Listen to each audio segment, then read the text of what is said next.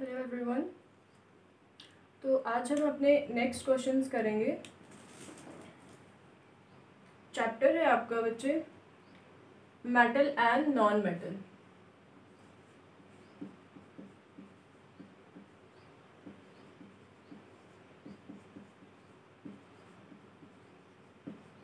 Metal and non metal, ठीक है। इसमें बच्चे कुछ क्वेश्चंस हैं, आज हम वो करते हैं। Number 1 is non metal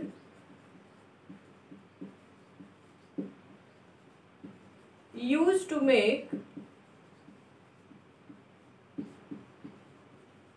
to make purple color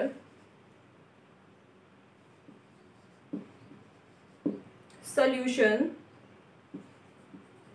which is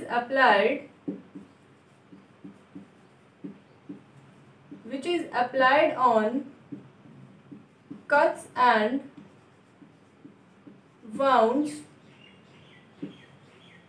as an antiseptic, ठीक है। Name the non metal. अब बच्चे ये क्या क्वेश्चन पूछ रहे हैं? ये पूछ रहे हैं कि कोई एक ऐसी नॉन मेटल बताइए which is use to make purple colour solution, बनाने के काम आता है, जिसको हम अप्लाई करते हैं जब हमें कोई कट लगता है, ठीक है। जब हमें कोई कट वगैरह लगता है तो हम कौन सी नॉन मेटल को यूज करके एक पर्पल कलर सोल्यूशन बनाते हैं एज एन एंटीसेप्टिक, ठीक है। आपको पता है मेटल्स आपने पढ़ ली थी सारी क्या होती है, नॉन मेटल्स भी आपने पढ़ लिए हुए। तो अब वो कौन सी नॉन मेटल है जिसको हम यूज करते हैं पर्पल कलर सोल्यूशन बनाने के लिए एज एन एंटीसेप्टिक, एंड वो आपकी कौन से नॉन मेटल है बच्चे? वो है आपकी आयोडीन, ठीक है। कौन सी नॉन मेटल है आपकी? आयोडीन। आयोडीन जो है वो एक ऐसी नॉन मेटल है जिसको हम यूज करते हैं किसके लिए? अपना एंटीसेप्टिक बनाने के लिए, ठीक है। Now your next question is name any two metals which are used in fire crackers. जब मैंने आपको uses of metal and non metal पढ़ाया था तो उसमें मैंने आपको क्लियर किया था कि वो कौन सी नॉन मेटल है जिनको हम यूज करते हैं फायर क्रैकर्स में। Two non metals which are used in crackers, ठीक है। कौन सी वो दो नॉन मेटल्स हैं जिनको हम यूज करते हैं इन क्रैकर्स में? वो कौन कौन सी थी बच्चे? वो थी आपकी एक सल्फर एंड सेकंड कौन सी थी आपकी? सोडियम।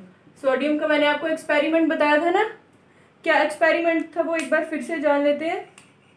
हम क्या करते हैं, एक बीकर लेते हैं जिसमें आपका क्या होता है? वाटर प्रेजेंट होता है, ठीक है। बीकर में क्या है आपका? वाटर प्रेजेंट है। आपने क्या किया, सोडियम लिया, उसको आपने किस में डाल दिया? वाटर में। किस में डाला? वाटर में। जैसे हमने सोडियम को वाटर में डाला तो एकदम से क्या हो गया आपका? क्या हो गया? हीट लिबरेट होना स्टार्ट हो गई, ठीक है। हीट लिबरेट होना स्टार्ट हो गई, प्लस क्या हुआ? Hydrogen gas.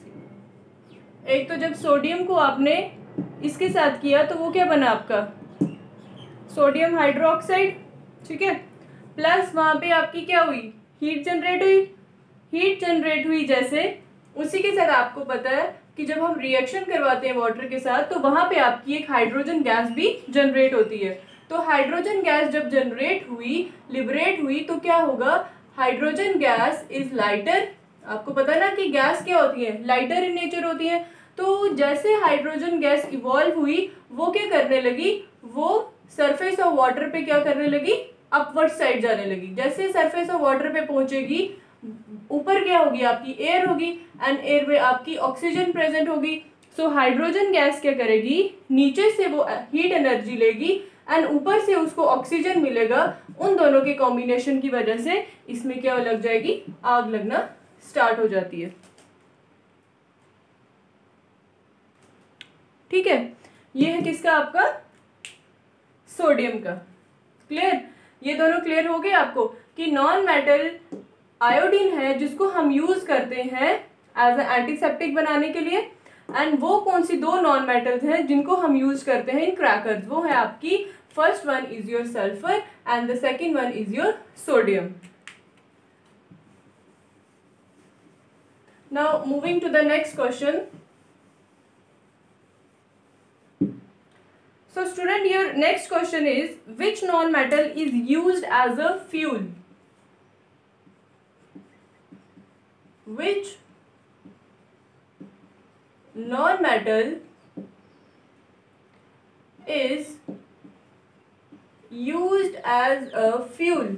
कौन सी नॉन मेटल है बच्चे जिनको हम यूज करते हैं एज अ फ्यूल, वो कौन कौन सी है?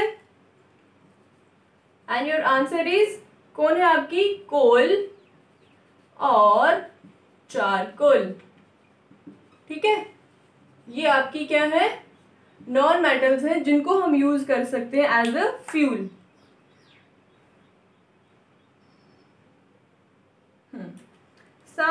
So your next question is state two physical properties on the basis of which metals and non-metals can be distinguished।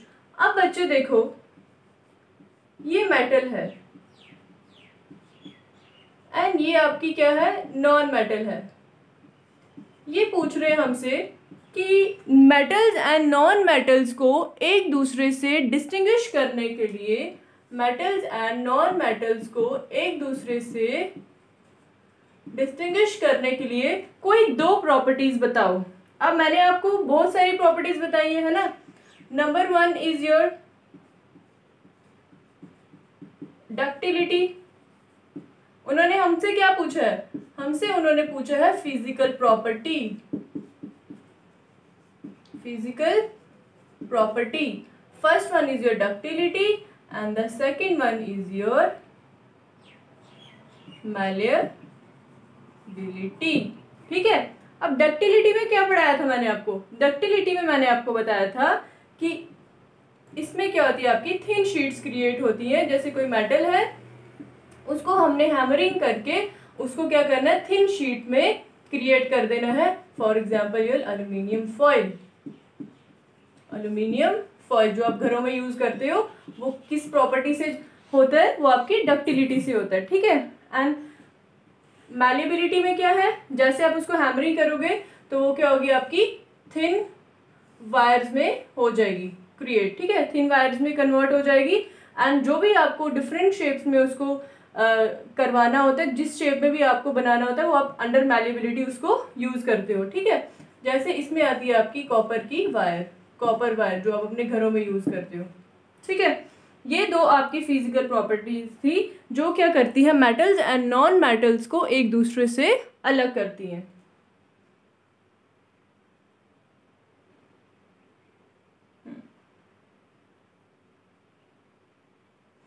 बच्चे आपका अब नेक्स्ट क्वेश्चन है, state any two physical properties for believing that aluminium is a metal. अब हमने कोई दो ऐसी properties बतानी है, फिजिकल प्रॉपर्टी बतानी है, जिससे पता चलेगा कि जो आपकी एल्यूमिनियम है वो क्या है, मेटल है। ठीक है, क्या क्वेश्चन है, state any two state any two physical properties, state any two physical properties for believing that your aluminium is a metal, right?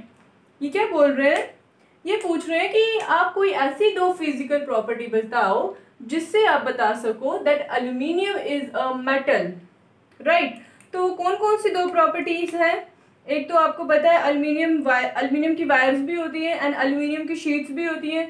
ठीक है, तो वो क्या होगा, first property is your ductility, ठीक है, कि एल्यूमिनियम को हम थिन शीट्स क्रिएट कर सकते हैं, वायर्स भी क्रिएट कर सकते हैं, and your second one is malleability, ठीक है। These two are the physical properties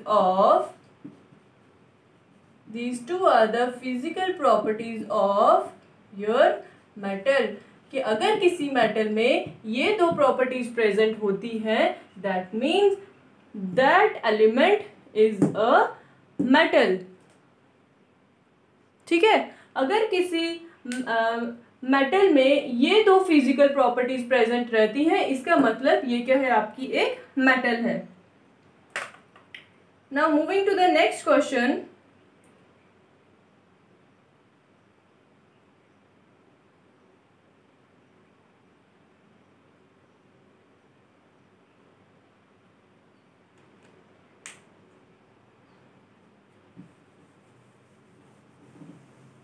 so your next question is, give a reason why copper metal is used for electric wires,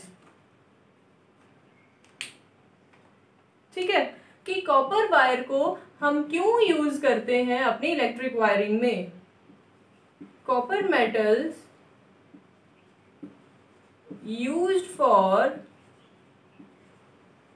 electric wires, ठीक है। क्यों बच्चे हम कॉपर मेटल्स को use करते हैं इलेक्ट्रिक वायर में। Copper metal is used for making electric wires because it is high ductile in nature and it is a good conductor of electricity।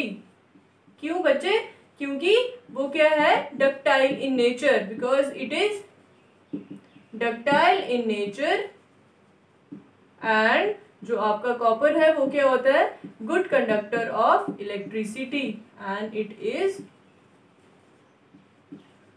Good conductor of electricity, right.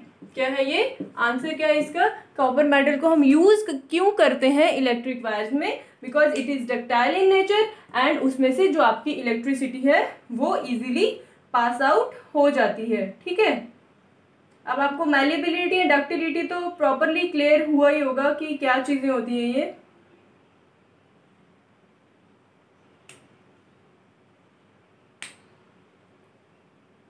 Okay, now your next question is, अच्छा देखिए आपके पास दो box है, ठीक है, you have two boxes, ठीक है। Your first box is made up of metal, right, and your second box is made up of would, which are similar in appearance. Then how will you find out which box is made up of metal? आपके पास दो box हैं, एक metal का है and एक would का है, दोनों की अपीयरेंस इज सिमिलर, कोई भी डिफरेंस नहीं उनके अपीयरेंस में, दिखने में। तो आप कैसे पता लगाओगे कि कौन सी आपकी मेटल है, कैसे पता लगाओगे बच्चे, मैंने आपको इनकी फिजिकल प्रॉपर्टीज भी बताई है एंड मैंने आपको इनकी केमिकल प्रॉपर्टीज भी बताई हैं, ठीक है।